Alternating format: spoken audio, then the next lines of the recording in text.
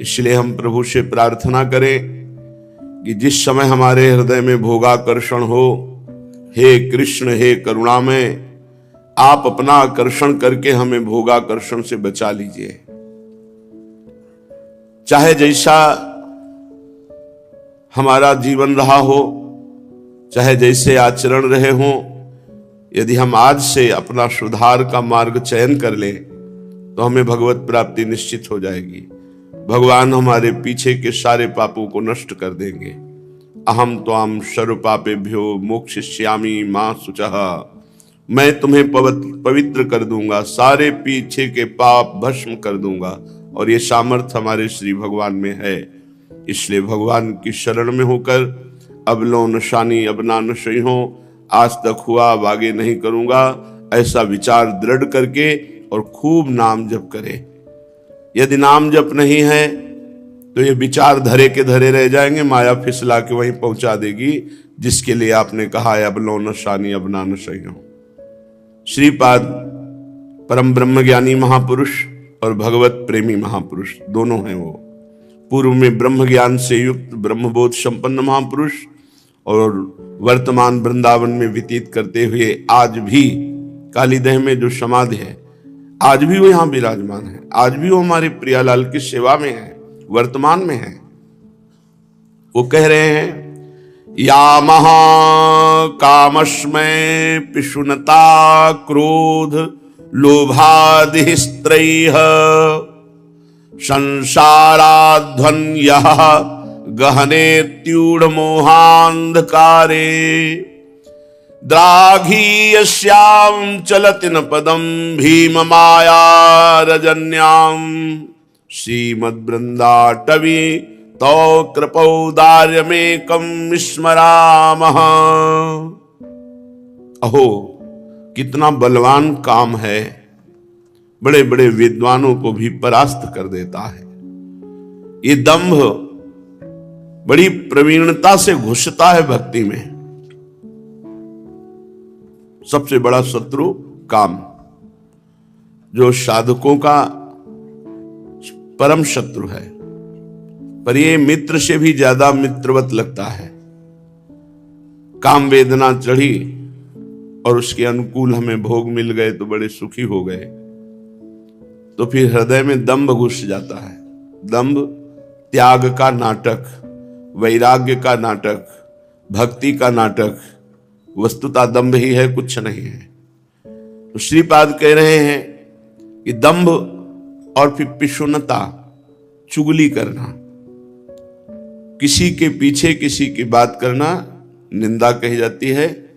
और तुम जानते हो वो ऐसा है वो ऐसा, ये चुगली करना, पिशुनता, पराये दोषों का वर्णन करना। और दुष्टता, भगवत विमुख वार्ता आचरण चिंतन क्रिया, ये दुष्टता है। अशुभ अनर्भल संग जन विमुख तजो सब कोय, विमुख तजो सब कोय झूठ बोलत सच मानत, दोष करत निरशंक रंक कर संतन जानत, अभिमानी गर्विष्ठ लोभ मद मत अगाधा, दुष्ट परिहरो दूरी। ये दुष्ट की परिभाषा है। दुष्ट किसे कहते हैं? बोले जो अशुभ कामों में लगते हैं, पाप आचरण करते हैं। अनर्भल, दूसरे का अहित करते हैं, अमंगल करते हैं, दूसरों को दुख पहुंचाते हैं। अशुभ अनर्भल, ऐसे लोगों का संग त्याग देना चाहिए जो भगवान से विमुख हैं। विमुख तजो सब कोय, झूठ बोलत सच मानत, जो झूठ बोलते हुए बहुत हर्षित होते, सुख का अनुभव करते। सच माने यहां सुख का अनुभव करना है, झूठ बोलते हुए सुख का अनुभव करते हैं। दोष करत निरशंक, बिल्कुल शंका रहित होकर पापाचरण करते हैं। और रंक कर संतन जानत, संतों को भिखारी समझते हैं। अभिमानी, जो हर समय अभिमान में भरे रहते हैं। गर्विष्ठ, अन्य वस्तुओं का गर्व करना। जो देहाभिमान से युक्त हैं, जो धन जनबल बुद्धिबल इनका घमंड रखते हैं। लोभ से ग्रसित, जो नाना प्रकार के दोषों का मूल है, वो मद धारण करना। अभिमानी गर्विष्ठ लोभ मद मत अगाधा, दुष्ट परिहरो दूरी, भजत भज श्री हरि राधा। ऐसे दुष्टों का त्याग करके प्रिया प्रीतम का भजन करना चाहिए। श्रीपाद कह रहे हैं सबसे बड़ा शत्रु काम। फिर भक्ति में सावधान न रहे तो नाटक घुस जाता है, दंभ। धर्म की आड़ में, भगवान की आड़ में, उपासना की आड़ में वासनाओं की खेल खेलना, या अपनी कीर्ति यश गा रहे, भगवान का चाह कर रहे हमारा नाम हो जाए, बात करते हैं धर्म की और झंडा ऊंचा रखना चाहते हैं अपने अभिमान का। बहुत तरह का दोष दंभ है, पाखंड है। दंभ पाखंड का त्याग और दुष्टता का त्याग और दूसरे की चुगली करने के स्वभाव का त्याग, ये बहुत साधारण माना जाता है, लेकिन ये बहुत बड़ा पाप है जो हमारे भजन को छीन करके भजन की भावना को ही खत्म कर दे। परदोष दर्शन, परदोष वर्णन, परदोष श्रवण, ये भजन में बहुत घातक है। दीमक की तरह, जैसे दीमक लग जाए तो हरे भरे वृक्ष को नष्ट कर दे, ऐसे अच्छे अच्छे साधकों को पतित कर देता है। ये पिशुनता, चुगली करना, दूसरों के दोष देखकर उनका वर्णन करना, उनको सुनना। यामः कामश्मय पिशुनता क्रोध। क्रोध तभी आता है जब हमारी कामना में प्रतिकूलता आती है। हम चाहते हैं आप ऐसा चले, प्रतिकूल चलेंगे, क्रोध आ जाएगा। फिर हमें विचार करना चाहिए कि क्या पूरी सृष्टि है कि संचालन का कार्य हमको मिला है क्या, कि सब हमारे अनुकूल चले। सबको भगवान ने मति दी है, अलग अलग खोपड़ी है, अलग अलग चिंतन है, अलग अलग उसकी क्रिया है, तो सब हमारे अनुकूल चले, ऐसा नहीं हो सकता। हम अपने को अनुकूलता प्रतिकूलता से विवेक के द्वारा बचाएं और क्रोध ना करें। और लोभादि भोगों का लोभ, रुपये का लोभ, सम्मान का लोभ, इसका त्याग कर दें। घने मोहांधकार से ढक करके संसार रूपी कुएं में गिरा देने वाले ये दोष हैं। काम, दंभ, दुष्टता, चुगली, लोभ, क्रोध, ये पूर्ण अज्ञान अंधकार है। इनमें एक भी हो तो संसार रूपी कुएं में गिरा देंगे। आगे कह रहे हैं दीर्घायश्याम चलतिन पदम भीम माया रजन्याम। जब ये हमारे अंदर काम क्रोध होते हैं ना, जो विकार बताए गए, और दुष्टों का संग होता है, तो एक कदम भी भगवत मार्ग में नहीं चल सकते, एक कदम भी। अर्थात आध्यात्मिक उन्नति नहीं हो सकती। अध्यात्म के साधक को इनसे बहुत बचना चाहिए। नीचे के श्लोकों में जो वर्णन किया, इन्हीं का वर्णन किया है कि कितने खतरनाक है ये दोष। एक भी दोष अगर है, काम, दंभ, दुष्टता, चुगली करना, क्रोध, लोभ और हिंसक भाव, एक भी है तो भगवान के मार्ग में नहीं चलने देगा, वो गिरा देगा। श्रीपाद कह रहे हैं ये भीम मायाम रजन्याम, भीषण कष्ट देने वाली माया में झोंक देने वाले दोष हैं। मौढ़्याम मा कुरुंग नयनेक्षादौ कृथा साहसम सामुखेन सखेन खेल निखिल ग्रासेन कालाहिना। मित्र, तुम अपनी मूर्खता को छोड़ दो। पराई माता बहनों के साथ जो काम भाव का खेल खेलने की तुम्हारे अंदर इच्छा है, तो कह रहे सामुखेन सखेन खेल निखिला ग्रासेन कालाहिना। जैसे कोई भयंकर विषधारी सर्प से खेलना अच्छा नहीं समझता, क्योंकि वो डस लेगा और मर जाओगे, ऐसे ये पाप जो परिस्त्री पराई माता बहनों की तरफ काम भोग की लालसा से देखना या चेष्टा करना या भोगना, ये तुम्हारा सर्वनाश कर देगा। ये धर्म है। धर्म के विरुद्ध आचरण करने वाला कभी सुखी नहीं होता। ये हमारी भारत कर्म भूमि है। यहां जैसे कर्म करोगे वैसा ही आपको फल मिलेगा। बड़ा पवित्र देश है ये, ऋषि मुनियों का देश है, ये धर्म प्रधान देश है। विश्व में भगवान के ऐसे अवतार कहीं नहीं देखे गए जैसे भारत में। यहां की नदियां भी परम पवित्र करके परम पद प्रदान करने में समर्थ है। यहां के पर्वत भी भगवत स्वरूप है। यहां अगर आप पापाचरण करेंगे, श्रीपाद क्यों ऐसा कह रहे हैं? हमारी एक भागवतिक व्यवस्था बनाई गई है, जब तक ब्याह ना हो तब तक ब्रह्मचर्य, और जब ब्याह हो जाए तो संतानोत्पत्ति के लिए भगवत भाव के। हमने शास्त्रों में पढ़ा है कि जब संतानोत्पत्ति क्रिया करने के लिए आप तैयार हो तो पहले समस्त देवताओं को जो दिशाओं में विराजमान है उनको प्रणाम, भगवान को प्रणाम, संतों को प्रणाम करके फिर हे भगवान आपकी आज्ञा पालन करें, ना कि कामासक्त होकर नहीं, ये गृहस्थ धर्म में से आपकी आज्ञा पालन करने के लिए प्रभु ऐसा। पराई माता बहनों की तरफ तो बिल्कुल नहीं। आयु, श्री, कीर्ति सब नष्ट हो जाती है। जो व्यभिचारी पुरुष है वह अकाल मृत्यु को प्राप्त होता है, पक्का समझ लीजिए। उसकी आयु, श्री, कीर्ति सब नष्ट हो जाती है। और जो स्त्री पराय पुरुष से रमण करती, पतिवंचक परपति रति करई, रौरव नरक कल्प शत परहि।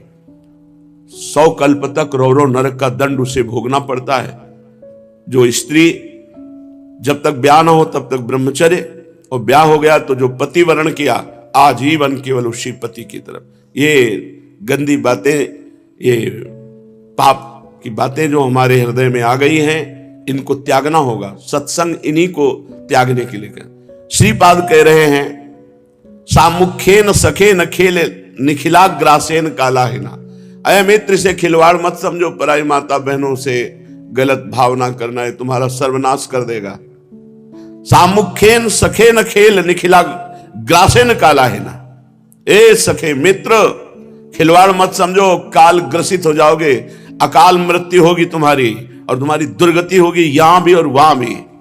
हरिराम व्यास जी कह रहे हैं सावधान रहो, अगर बिच्छू का पूछ छू गया तो डंक मार देगी, जहर चढ़ जाएगा। सावधान रहो, सांप के मुंह में विष रहता है, मुख मार दिया तो, और सिंह के नखों में विष रहता है, वो पंजा मार दे विषैला पंजा उसका होता है। लेकिन भगवान ने एक मूर्ति ऐसी रची है, अगर भगवान का आश्रय नहीं, भजन नहीं है तो देखने से जहर चढ़ जाएगा। काम आदि ये जो जहर है देखने से चढ़ जाएंगे, महापुरुषों ने लिखा है। आए थे हरिभजन को बीचे ही लीनी मारी, एक कंचन एक कामिनी ये लांबी तलवार। बहुत कठिन है भगवान तक पहुंचना, इतना मनोरंजन फेंक देते हैं माया का कि जीव उसी में लग जाता है। तो ऐ मूर्ख, अपनी मूर्खता का त्याग कर इसे खिलवाड़ मत समझ किसी मां बहन के साथ। काम भाव का दर्शन, काम भाव की चेष्टा तुम्हारा सर्वनाश कर देगी। अकाल मृत्यु, रोग ग्रसित और नाना प्रकार की विपत्तियों से ग्रसित हो जाएगा जो शास्त्र विरुद्ध आचरण करेगा। मदिरा पीना, मांस खाना, पराई स्त्री से व्यभिचार करना, जुआ खेलना, हिंसा करना, ये सब महत पापों में रखा गया है, जिसे आज लोग उत्तम पार्टी समझते हैं, नरक जाने की पार्टी। बहुत सावधानी की जरूरत है। जो भगवत मार्ग के पथिक हैं उनको तो सावधान ही हो जाना चाहिए। सर्वानर्थ निदानमर्थम अपिनो देहार्थम अभ्यर्थिना। ए भाई, ये शरीर अनर्थ प्राप्ति के लिए नहीं मिला, अनर्थ मिटाने के लिए मिला है। अब हमारा आगे का जीवन बड़ा आनंदमय जीवन, भगवत में जीवन हो। इसीलिए क्लेशई संचिनु निश्चनु स्थिति मही वो लस्य वृंदावने। बड़े कष्ट से चाहे वृंदावन में जीवन व्यतीत करना पड़े, पर भगवत प्रेमी महात्माओं का संग मिलेगा, रोज बातें सुनेंगे तो हमारे दोष नष्ट हो जाएंगे और प्रभु के मार्ग में हम उत्साह पूर्वक चल देंगे। पूज्यपाद श्री उड़िया बाबा जी महाराज, उनसे पूछा कि क्या महापुरुषों के केवल समीप रहने मात्र से कल्याण हो सकता है? बस हम उनके समीप बने रहें, इससे कल्याण हो सकता है? पूज्यपाद उड़िया बाबा जी ने उत्तर दिया, जो महापुरुष के समीप रहेगा उसको साधन करना ही पड़ेगा। क्योंकि समीप रहोगे तो साधन करना पड़ेगा आपको। साधन होंगे ही, आप कथा सुनोगे, नाम कीर्तन करोगे, ठाकुर सेवा करोगे, आप उनकी आज्ञा में रहोगे। क्योंकि उनके समीप रहने वालों में ऐसी दिनचर्या होती कि पाप कर्म का समय ही नहीं होता, तो पाप कर्म तो स्वभावता छूट जाते हैं और निरंतर उनका संग रहता है, उनकी बातें सुनने को मिलती है। तो जिसे महापुरुष का रोज संग मिले और भगवत साधन बने तो उसको भगवत प्राप्ति क्यों नहीं हो जाएगी? महापुरुषों का संग एक तरह से भगवत प्राप्ति ही है, पर महापुरुषों में ऐसी आसक्ति तो हो जाए, ये आसक्ति हो जाए कि हमें कोई साधन से अब मतलब नहीं, ये जो कह रहे हो हम कह रहे हैं, हमारे तो साध्य हमारे सामने बैठे हैं। गुरु साक्षात परब्रह्म तस्मै श्री गुरुवे नमः। अगर कोई वासना लेकर महापुरुष के समीप रहोगे तो उस वासना की पूर्ति हो जाएगी, भगवान की प्राप्ति नहीं होगी। दो बातें कही बाबा ने। महापुरुष में इतना प्रेम हो जाए कि उनके सिवा हमारा कोई है ही नहीं, तो और कोई साधना करने की जरूरत ही नहीं, भगवत प्राप्ति हो जाती है। जब साक्षात पर ब्रह्म विराजमान है, आप अंदर से साक्षात पर ब्रह्म विराजमान, लेकिन भावना बस बननी चाहिए साक्षात पर ब्रह्म। तो कह रहे महापुरुषों से जिसने प्रेम कर लिया, मेरे प्रीतम, मेरे स्वामी, मेरे आराध्य देव, मुझे और कोई साधना नहीं। आपके पास बैठे हैं, हम अपने श्री जी के पास बैठे हैं, आपको देख रहे हैं, अपनी लाडली जी को देख रहे हैं। हाँ, ये जरूर प्रार्थना है कि ये सानिध्य कभी हटे ना। अव्यक्त रूप से अखंड मंडलाकारम व्याप्तम चराचरम, इससे हमारा पेट नहीं भरेगा। हमारी बात समझ लो।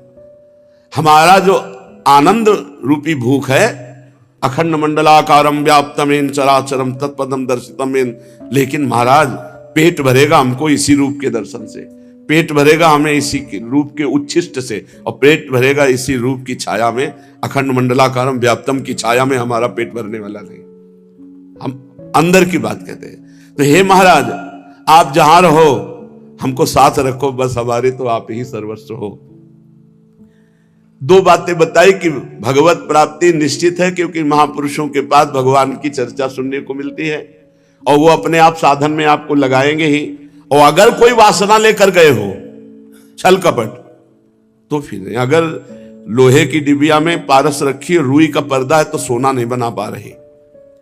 आवश्यकता है उन महापुरुष को अपना सब कुछ मान लेना, बस इतनी बात। तन मन प्राण समर्पित, आप मेरे सर्वस्व, बस इतना। बहुत कठिन है, बहुत कठिन है, बहुत कठिन है। 3 बार हम इसलिए करें कि हमने देखा तो महापुरुषों की क्या शक्ति से कल्याण नहीं हो सकता।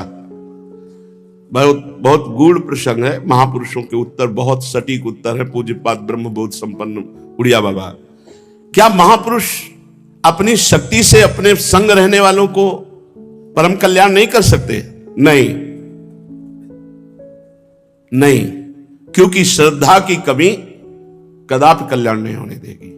अगर आपकी श्रद्धा परिपूर्ण है तो प्रश्न ही नहीं उठता, आप आनंदित रहेंगे। हम तो अपने परब्रह्म के साथ रहते हैं, हमें कौन से परब्रह्म की, गुरु साक्षात परब्रह्म, हमें किसी के दर्शन की जरूरत नहीं। हमें रोज हमारे इष्ट के दर्शन होते हैं, रोज इष्ट से संभाषण होता है। बोले श्रद्धा की कमी के कारण नहीं होंगे। ये कोई ना समझे मनमानी आचरण कर रहे हैं और गुरुदेव के समीप रह रहे हैं तो हमारा हो जाएगा, तब जब हमें और नहीं हो, कोई ठौर नहीं, तो भी हो जाएगा, गारंटी है। अब हमारा कोई और नहीं, ठौर नहीं, हम जैसे हैं वो आपके हैं। मनावे कल्याण करना ना करना, हम गले पड़ गए, आपके हैं, अब हो जाएगा। अगर कहीं अन्य आश्रय है तो फिर नहीं होगा, पक्की बात। घोर से घोर उद्दंड स्वभाव और दुराचारी स्वभाव हो, पर एक बात पकड़े रहे कि आपके सिवा हमारा कोई नहीं है। उनको अपने सर पर बैठाल कर ले जाना पड़ेगा, ले जाना पड़ेगा, क्योंकि उमा राम स्वभाव जे जाना, ताई भजन तज भाव लाला। जैसे हमारे भगवान का स्वभाव, ऐसे भक्त का स्वभाव होता है, छोड़ नहीं सकते वो। लेकिन आपका अगर अन्य आश्रय है तो फिर बात नहीं होगी। अन्य आश्रय नहीं होना चाहिए। भरोसो दृढ़ इन चरणन केरो, बस आप कैसे हो इससे कोई मतलब नहीं। महाराज, आपने कहा कि श्रद्धा की कमी के कारण महापुरुष अपनी शक्ति से कल्याण नहीं कर सकते, तो श्रद्धा का स्वरूप क्या होगा? कैसे मानी जाए कि श्रद्धा है? जो महापुरुषों में और परमात्मा में बिल्कुल भेद नहीं रखता, अर्थात परमात्मा ही महापुरुष के रूप में विराजमान है और उनकी आज्ञा के अनुसार भजन करता है, तो उनमें दृढ़ श्रद्धा हो जाती है। जैसे आप निश्चित समझो, जब प्रियालाल की कृपा का अनुभव, तो उस समय गुरुदेव सामने होते हैं। प्रियालाल बाद में दर्शन, पहले गुरुदेव होते हैं। जब आनंद की उमगन होती तो पहले गुरुदेव के चरणारविंद माथे पे होते हैं और ये लगता है अहेतु की कृपालु, अहेतु की कृपालु। फिर जब आनंद में डूब तो पहले गुरुदेव। जिसकी गुरु चरणों में प्रीति नहीं हो, कह रहा है मुझे श्री जी, तो स्वप्न में श्री जी नहीं झलक सकती, वो नौटंकी नाटक कर रहा है। पहले गुरुदेव, ये सिद्धांत है। क्या भगवत दर्शन उन महापुरुष की कृपा से हो सकते हैं? या नहीं? फिर प्रश्न, क्या उन महापुरुष को भगवान का स्वरूप नहीं माना? अभी कोई और भगवत दर्शन होने? फिर भी ऐसे महात्मा प्रायः देखने में नहीं आते जो भगवान को प्राप्त हो चुके हैं, जिनके हृदय में भगवान विराजमान है। शास्त्रों में बहुत से ऐसे प्रमाण पाए जाते हैं। भगवत दर्शन के 4 उपाय हैं। पहली, अपार श्रद्धा गुरुदेव के चरणों में। दूसरा, नित्य सत्संग। तीसरा, हर समय भजन का अभ्यास, भजन क्रिया। चौथा, कोई भी पाप दुर्गुण दुराचार हमारे अंदर ना हो तो बिना मांगे भगवान के दर्शन हो जाएंगे। ये कहना नहीं पड़ेगा कि हे नाथ आप मुझे दर्शन दो, नहीं कहना, आज तक कभी नहीं कहा।